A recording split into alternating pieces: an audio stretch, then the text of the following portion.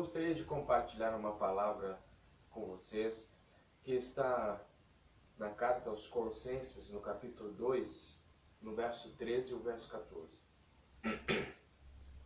O texto vai dizer assim: E quando vós estáveis mortos nos pecados, na incircuncisão da vossa carne, vos vivificou juntamente com ele, perdoando-vos todas as ofensas, havendo riscado a cédula que era contra nós nas suas ordenanças, a qual de alguma maneira nos era contrária, e a tirou do meio de nós, cravando-a na cruz.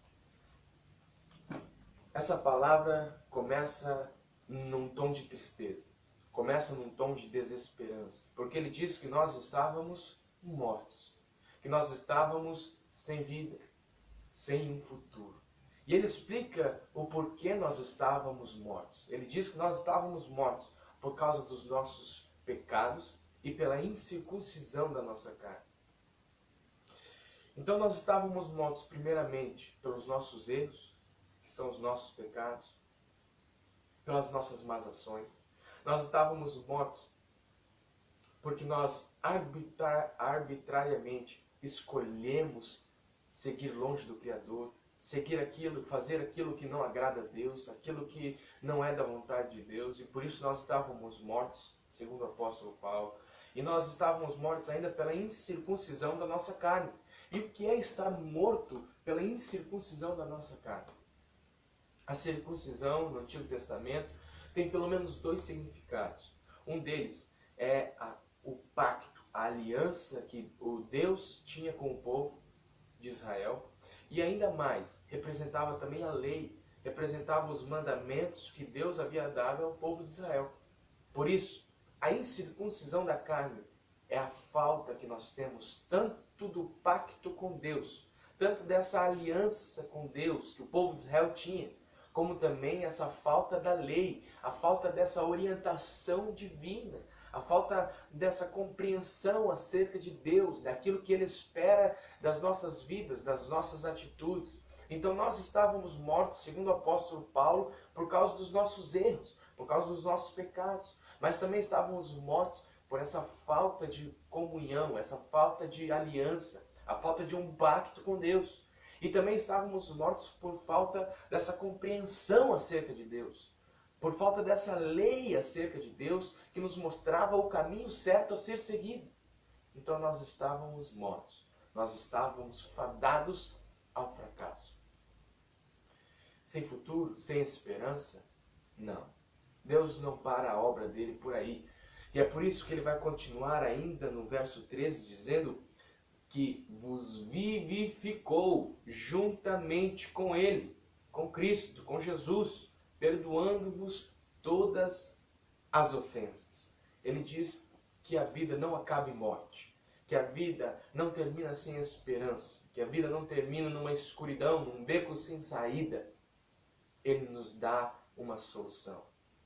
Ele diz que aqueles que estão em Cristo, estes Ele vivificou, Ele trouxe vida. Estava morto, mas agora com Cristo nós vivemos. Nós não paramos, nós não acabamos com a morte. Nós temos uma esperança. E Cristo e Deus nos promete isto em Cristo. E ele explica como isso acontece. Como que estando com Cristo nós estamos vivos, se nós estávamos mortos. Como isso acontece? E aqui então no verso 14 ele vai descrever, ele vai dizer: havendo riscado a cédula que era contra nós nas suas ordenanças, a qual de alguma maneira nos era contrária, e a tirou do meio de nós, cravando-a na cruz. Ele vai dizer que nós tínhamos um escrito de dívida, uma cédula de dívida, e que essa cédula de dívida, que eram os nossos pecados, os nossos erros, as nossas transgressões, elas, para aqueles que estão em Cristo, estão cravadas lá na cruz. É na cruz do Calvário que tudo isso se finda, que tudo isso acaba, essa culpa, esse sobrepeso, essa carga, esse pecado, tudo se acaba na cruz. E é isso que o apóstolo Paulo está dizendo, que aqueles que estão em Cristo, eles são nova criatura. Aqueles que estão em Cristo, eles são vivificados. E são vivificados porque os seus pecados são perdoados lá na cruz. Porque a sua cédula de dívida é cravada lá na cruz. Para que compreendamos melhor essa cédula de dívida, é bom nós voltarmos para aquele contexto da época da crucificação de Cristo. Quando lá em João, no capítulo 19, no verso 30, Jesus vai dizer a sua última palavra em grego, que é tetelestai. Quando ele está sendo crucificado, quando ele está prestes a morrer, a sua última palavra é tetelestai, que em português nós traduzimos como está consumado. A questão é que na época essa palavra era utilizada por diversas vezes.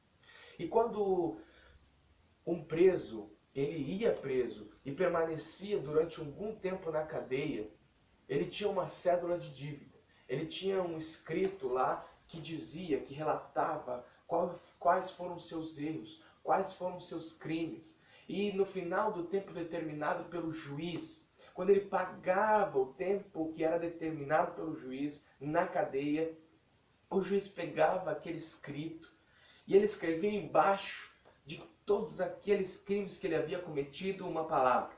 Ele escrevia tetelestai. Ele escrevia que estava consumado, que aquele rapaz, que aquele homem, que aquela mulher não deviam mais nada, que estava tudo pago, que não havia mais dívida, que não havia mais crime, mas que ele havia pagado tudo naquela cadeia.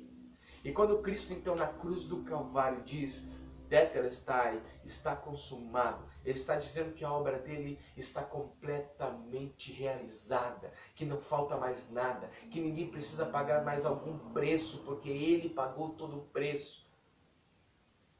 O Evangelho nos deixa claro que ele fez uma obra completa. Que ele não nos deixou à mercê de outras coisas, de outras pessoas, mas que ele fez uma obra sobrenatural e que era uma obra acabada. Uma obra que não ficaria para séculos mais tarde ser realizada, não. Os nossos pecados, o nosso escrito de dívida é completamente pago em Cristo Jesus. Porque ele nos diz hoje, a cada um de nós que estamos junto com ele, tetelestai, essa obra está consumada, essa obra está completa, não falta mais nada. Eu gostaria que você guardasse essa palavra, porque nós estávamos antes mortos, mas hoje nós somos vivificados em Cristo Jesus, porque ele fez uma obra completa, encravando na cruz toda a nossa cédula de dívida. Por isso o passado não pode nos acusar. Não há pecado que possa nos separar de Deus se nós estamos juntamente com Cristo. Esteja certo disso, de que hoje ele nos proporciona ao perdão dos nossos pecados. Ele nos proporciona uma nova aliança, um novo pacto com Deus. E ele também nos proporciona uma nova lei divina, uma lei, uma orientação que é baseada nele. E por isso que ele é o caminho que nos leva para o Pai, Jesus Cristo, o Filho do Deus vivo. Amém?